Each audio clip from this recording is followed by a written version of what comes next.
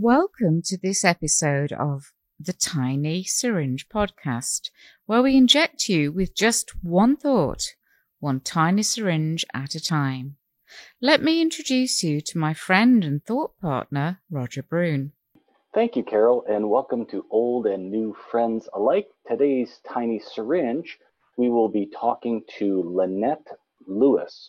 She is an author, a speaker, a wife, a mom, and she is going to help us to navigate us through the concerns we described in earlier podcasts, particularly these questions. Are young women today being force-fed a new game by society, one in which no one has defined the rules, one in which women have no way to know if they're winning or losing? And my big concern, and I know it's Lynette's too, is one which forces their focus away from those few things that they're designed for, the few things that are supposed to be carried through life.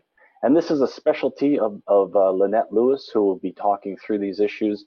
She's written a book, and we'll be talking about that soon. So Lynette, they're not told how to play this new game through social media.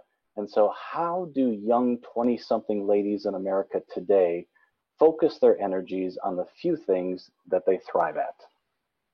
Well, thanks, Roger. It is indeed a topic that I am extremely passionate about and have had my own journey of working professionally now for probably, close to 35 years.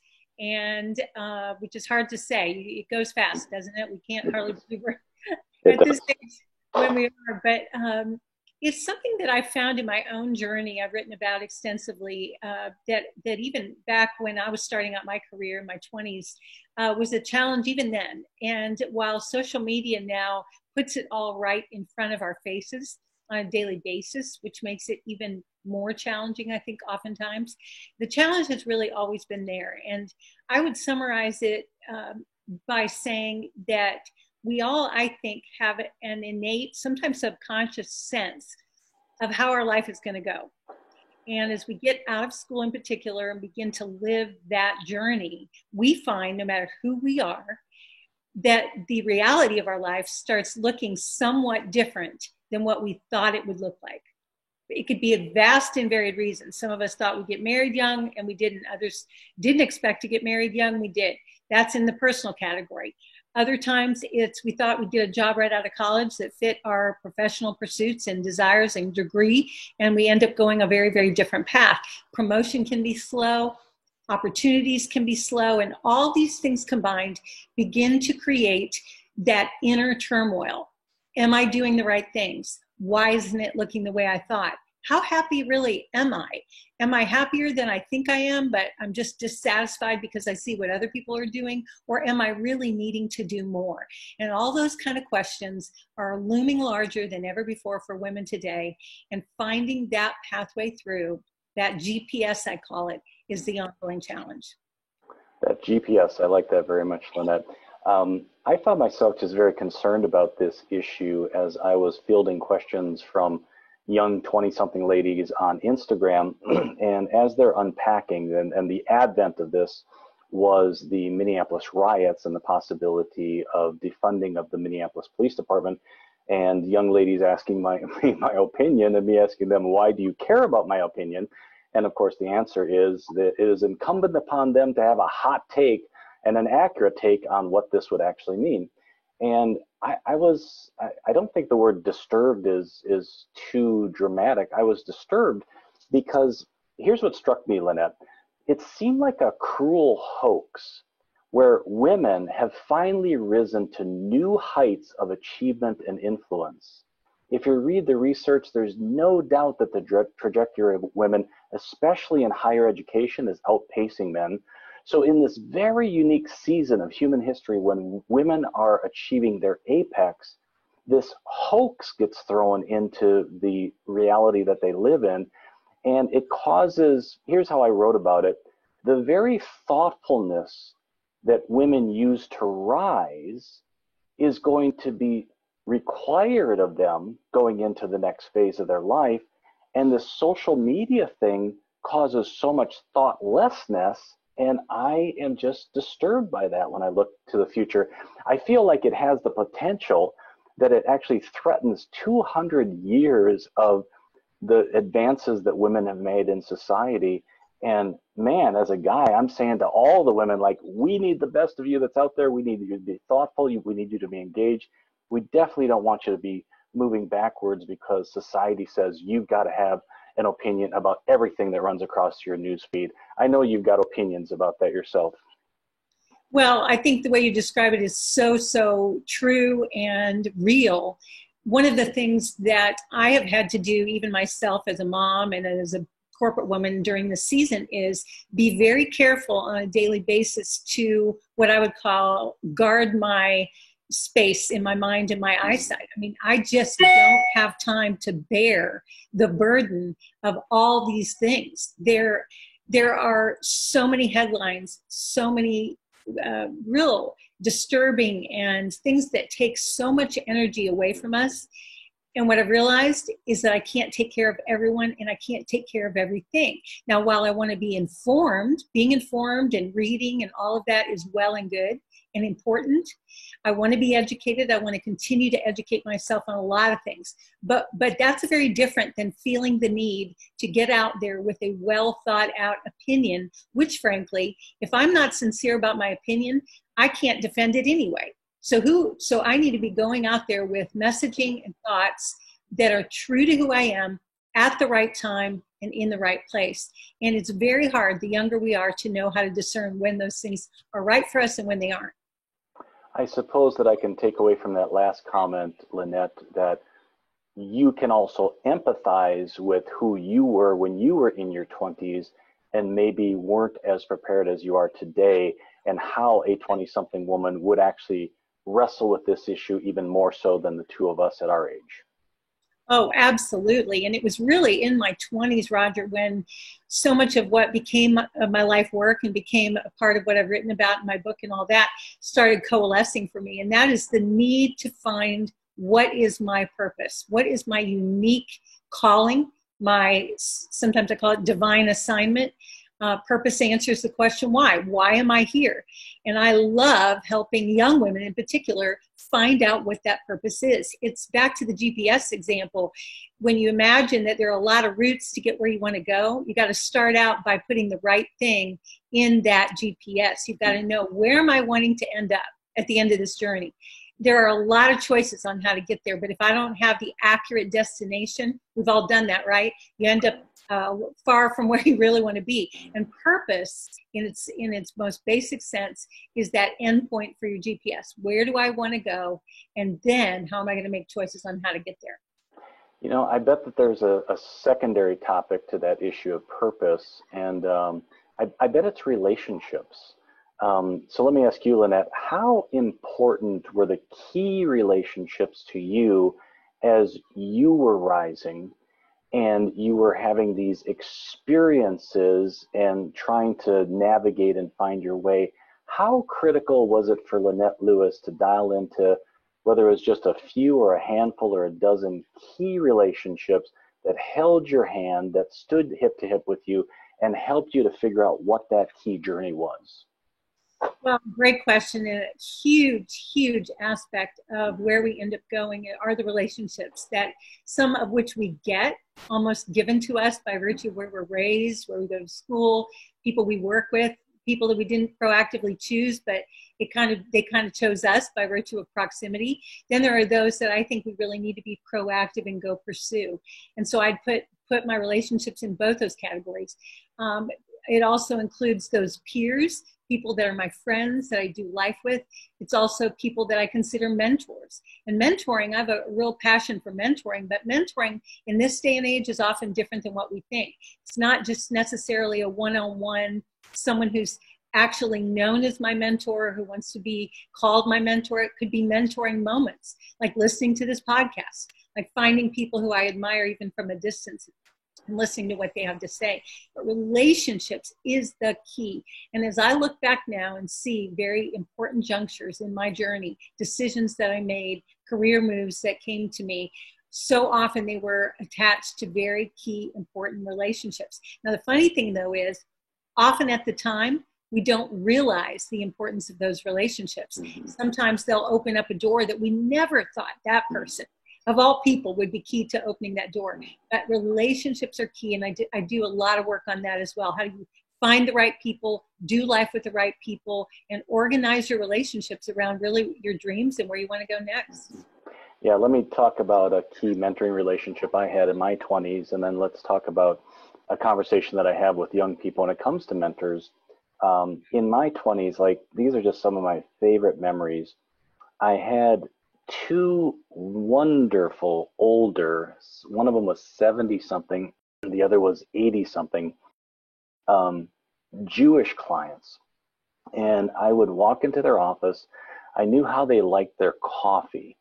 And I would walk down and I would gingerly knock on their door, and just something about our relationship clicked. And these gentlemen with a combined 150, 160 years of experience on the planet, and were in that season of life where they had all the margin in the world, would ask me to pull up a chair. And I can remember sitting for 3 hours with these gentlemen, just talking. And if they would allow me to spend 4, I would have spent 4, and I'd keep on bringing them those cups of coffee every day, all day long. And it just was so insightful. And maybe that was one of the key things that helped me to discover in my 20s how important it was to, I don't know if the precise word, Lynette, is to humble myself, but certainly to recognize my position when in the room with those gentlemen, and what an awesome privilege it was to gather from those older than us. So, gee, it's just some of my favorite memories. And I was just talking to a small group of people that I was coaching, and one of the things I said to the younger folks in that particular room, and you'll resonate with this from when you were in your 20s, was, if you want to gather a mentor, be in motion. have forward motion occurring long before the mentor ever arrived, because there's something attractive to that 50, 60, 70, 80-year-old person as they're looking in the rearview mirror and they're finding themselves inside of your 25-year-old reality. They're not going to reach out to you on their own. You've got to have momentum occurring in your life, which is just naturally attractive, so that if I step into your life and I add value, I'm adding value to momentum that existed before we ever met. And so I think that's just a really, really good chunk of advice for folks in their 20s. Oh, I love that. So completely agree. There's one line that I'll say frequently.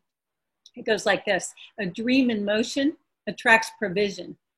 And when you and your dream are clear, cognitive, and in motion, in fact, you're doing some sort of steps forward each week, in my opinion, then you will attract the people, the opportunities, the open doors. In fact, I was thinking about you, Roger, and how Ron and I, my husband and I, met you, was when one of our dreams was very much in motion years ago in Tulsa.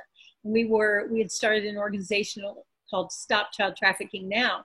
And by putting that dream in motion, gathering some of our friends in Tulsa, you happened to be at an event that we did in one of our friends' homes, and it brought us together. And there were so many wonderful things we were able to do. And certainly our friendship over the years has had many tentacles, if you will, and has impacted our lives in many ways. But it's because when a dream is in motion, oftentimes we're reluctant to put it in motion, especially when we're in our 20s, because we think, well, do I have the right credentials? Is it my turn? Is it my time? We want a roadmap. We want an instruction manual. So often we lack that. But I truly believe if we do what I call my 1-1-1, which is one dream, one step, once a week, just begin to put that dream in motion by one step forward. Might be a phone call, might be a research moment. It might be a discussion or a conversation. And you just take one step forward once a week, maybe 10 minutes a week. At the end of the year, you've taken 52 steps toward your dream. You are in motion, and invariably, you'll be attracting mentors and mentoring moments that you need for that dream to advance. Yeah, that's just so priceless, Lynette. I I love every word that you spoke there. And I found myself wondering as you were talking, you know, in our adult lives, our economy has moved so far towards a specialty economy. And I wonder if young people, let's stay in this group of 20 somethings, I wonder if the pressure to specialize causes young people today to not take that first tentative step, to not go explore. And it's in the exploration, it's in that first step into unmapped territory that the adventure begins. And I wonder if I was so locked into, I've got to get it right, I've got to get this specialty done, whether that be technology or whatever, I wonder if I would forget about the essential nature of just action, of just moving, of taking the next step, and how exploration unlocks adventures, and adventures ultimately is what brings together brotherhoods and sisterhoods and achievement and accomplishment and all of the good things in life. I'd love your thoughts on that. Well, I think you bring up a great point, and there is somewhat of fear, I think, in all of us on, for instance, in my career, so often, all I really wanted was for someone to look at me and say, it's your time, it's your turn, you've got to do this, you're the chosen one for this. And that rarely happens. I mean, we wish that would happen, right? But it rarely happens. So what that does is put the onus on us to say, I'm going to take a step forward. But again, back to that original statement, a dream in motion attracts provision. When you put your dream in motion, you may end up at a very different end point. You may end up, even when we were doing Stop Child Trafficking Now, we started out with one thing in mind, but the people we met, the doors that opened, the doors that did not open, the discoveries we were making in the process led us down a path to a very different end goal than what we thought. The power, though, for anyone at any age is when you at least take a stab at something. You say, okay, I think I really want to try my hand at being a writer, for instance. A lot of young people talk to me about wanting to be a writer. So what do you want to write? Start writing. Oh, well, maybe I'm supposed to write about this or write about that. Write about something. Get your voice out there. Begin to understand your writing voice, who's listening. And before long, you may end up at a very different place than you thought, but you're at least going and you can be navigating along the way versus sitting back and waiting for the right thing to start before you even get going. Yeah, so good. I think that there is, when I'm talking to young men, if there was a single word that I could place on a Post-it note that sort of uncovers their propensity to not act, it is that word fear. And somehow that also ties into this larger conversation about society and social media in young women as well. And there is, how do I say it well, Lynette? I think both you and I, at the season of life that we're in, we would say to that young lady or that young guy, fear is just cooked into the sauce. Like, it was put into the crock pot before you turn the on button. And so it just imbues every decision that you make on the front end. And especially my friends who are friends in faith, I think sometimes that we misinterpret that fear as something that we should go run away from. And I think it took me a lot of years, I'll say, Lynette, a lot of decades to no longer run away from fear, but to really stare it down and to figure out what it's trying to say to me. And I think if young people could accept the weight of fear that is going to be present when they're launching out in that new journey, the decision making would be just so much easier. My mind is drifting off to the fable of King Arthur and the Knights of the Round Table. And that first tentative step into the dark woods that the 12 knights made in their search for the Grail. and how they're facing this uncharted, unmapped territory. And what do they have to do? They have to step forward. And I think if people were to accept that fear is just baked into it, I think we just get further faster. I sent a note to a friend of mine, I think it was yesterday, and we were talking about raising small children. And I said to him, if you have a 5-year-old son who is convinced that the boogeyman is underneath the bed, and you walk in and you begin that conversation with your son about the boogeyman, the last thing you want to do, my friend, is rationalize the boogeyman. So instead do this. Walk out of the room and go to the closet. Bring back to your son 2 flashlights, one for you, one for him. And then do this. Invite him out of the bed to join you on the floor, to turn on his flashlight, to go underneath the bed with him in search of the boogeyman. And it's in that discovery, that pursuit of the fear, that you actually abolish fear for life. And I think a lot of people could learn from that frame right there, how to approach life, how to walk boldly into life, and how to take it on. Well, that's a great example. And we're raising, as you know, in our family, we have 2 sets of kids. We have our grown kids that are married with kids of their own. And then we have our 6-year-old twin girls that came along late in life as a big surprise. Wow. And so your example about the boogeyman is very relevant for us in the stage that we're at night times. But I think there's an additional layer that you touched on at the very beginning of this interview when you talked about the social media aspect.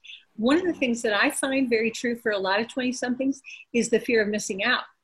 And that's an interesting element of fear, because what happens is that in the fear of missing out, we tend to sit back a bit when it comes to our career that we've got now, the job we have now. I mean, we live in New York City. There are plenty of people there waiting tables and doing something completely disconnected to their real aspiration while they wait for their big break on Broadway or wherever else they're trying to get in the city. But I always say to them, throw yourself into the job you have now. It may not be your dream job, but in throwing yourself in fully, you're going to get rid of fear, and you're also going to find treasures that come from going swimming full on versus sitting back and waiting for permission, waiting for the right job with the right thing. Because you and I can say at this age now, how do you even know what's the right thing? You may think the job on paper is perfect, and you get into it and you find it's a misfit, or the boss is wrong, or the city is wrong, or whatever could be wrong with that job. So if you throw yourself in fearlessly, you will find treasure. And even if you're only there for 6 months, you find more treasure being fearless than you do sitting back and hoping that you're doing the right thing. Very, very good insights. Very good. So, Lynette, I know that your passion is coaching. You are starting a new initiative for this issue of purpose and helping young ladies with their purpose, helping them to focus. So do 2 things for me, if you would. Number one, let's talk about that initiative. And when you tell us about it, explain to us how we could reach out to you if we're interested in that. Well, thank you for bringing that up. And it really is one of my dreams that's been kind of bubbling up in my heart at this stage in life. And certainly as the pandemic and the quarantining and all that's been happening for all of us, I've just found myself thinking a lot about something. And this is where I would encourage people. When you find yourself daydreaming, thinking often about a cognitive idea for something you want to pursue, that's usually a good clue on continuing to follow that inclination. And for me, it's been like this. I've never been an official coach, but I'm in so many coaching moments, professionally and personally, in the church that we're involved in New York and all these things. And so as a result of that, I took a look at what's been so instrumental in my own life. It was something I called a dream team. A group of people that we get together around our dreams. We help each other, we hold each other accountable, and we advance forward on our dreams. I've had these numerous times in my life, sometimes serendipitously, and looking back, I see the difference they made. So what I'm starting to do now is something I'm calling my Inner Circle Dream Team. It's going to be an online format for anyone that wants to join, where I'm going to pour it out. pour out everything I want to give to my daughters-in-law, my daughters, my friends, all these women that write to me on a weekly basis saying, can you offer me some help, some coaching, some tutoring, some mentoring? And we're going to talk about everything, Roger. We're going to talk about life, family, how to build a beautiful home, what to do while you're waiting. When one dream's on hold, go live another dream. How do you do that? How do you find out where your purpose is? And how do you really decide how to embark on a path toward that? So it's really just a new format, online only. People can find out by joining my community, LynetteLewis.com. There's a sign up page that'll pop up. And we're rolling this out over the next couple months. I'm so excited about it. It's really just going to be the next best thing to getting together, going to lunch, and talking about life together.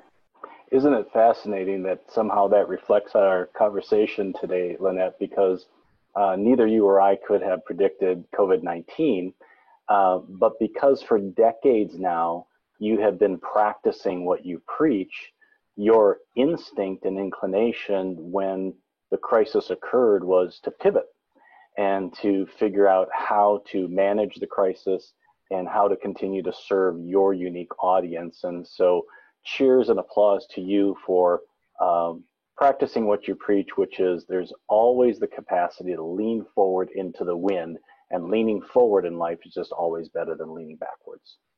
Well, it sure is. And the same for you. I mean, even when you reached out to me on email, it was such a interesting timing because I had been really pondering, thinking about you that very morning for some things Ron and I were working on. And then the fact that you reached out, both of us finding ourselves in a new season. And I'm excited about what's coming out of this COVID-19 season because I look back on other situations. I was in New York City when 9/11 happened and saw what happened out of that. There's going to be some really unique open doors happen for a lot of people. And I've been comforting my 20-something friends because they're young enough to not have lived through so many of these. But great things are going to come. All we have to do is be in motion, as you and I have been talking about, pivot where we need to. But even those that have been laid off or disappointed with some losses, and I've had my own set of losses during this, you just watch and stay the course and you'll be amazed at the surprise gifts that come. Wonderful. And I have to throw this in because what you said is precise, and I want to add one more thought to it, which is you will agree that by living well the last few decades of your life, it really has prepared you to have the resources and the capacity to be able to pivot. And I think that's something else we could say to our 20-something friends, which is the daily decisions that you're making about your time and about your resources and about your relationships really are essential because they build a grid, a platform that you can literally stand on in your 30s and 40s and 50s. And so Lynette, my friend, is a good example of somebody who's been doing it well for decades and a great example of what you can expect in your own life if you will put in the hard work. So I'm going to circle back to this issue of the societal game that is in play now with 20-something women. I had captured this quote earlier prior to us jumping on here, and it's the Red Queen from Alice in Wonderland. And here's what she would say. She said, "Now here, you see, it takes all the running you can do to keep in the same place. If you want to get somewhere else, you must run at least twice as fast as that." And I think my last question for you, Lynette, is social media forcing all young ladies to essentially become an avatar of the Red Queen from Alice in Wonderland, always feeling like you have to run twice as fast as you currently are just to stay in place? Oh, I think so. Absolutely. And the world is changing so quickly around us. It's almost debilitating at times. You know, here we are in a pandemic where we're all kind of staying put and feeling like we're running in place, but yet things we know are changing very fast. It's still, though, at the end of the day, as you and I know so well, it gets back to who are you called to be? If you know the answer to that question, you can stay, you can go, you can pedal in place, you can ride as fast as you've ever ridden to go where you really need to go. You can run a marathon, or you can find yourself treading water. In any spot you are, when you know who you are and why you're here, everything else you can manage, because you say, hey, that's not my battle to fight. Or, yeah, I want to hear what other people are saying, but I don't even need to raise my voice in this case. And you can't know that without the right people and the right sense of purpose in your life. Well, imagine that the author on Purpose for Women would end our podcast on the issue of purpose for women. So love that. Thank you. So that is our tiny syringe for today. I welcome your feedback, and I really would love the idea of hearing from you, you telling us your story. Here is how you can reach us.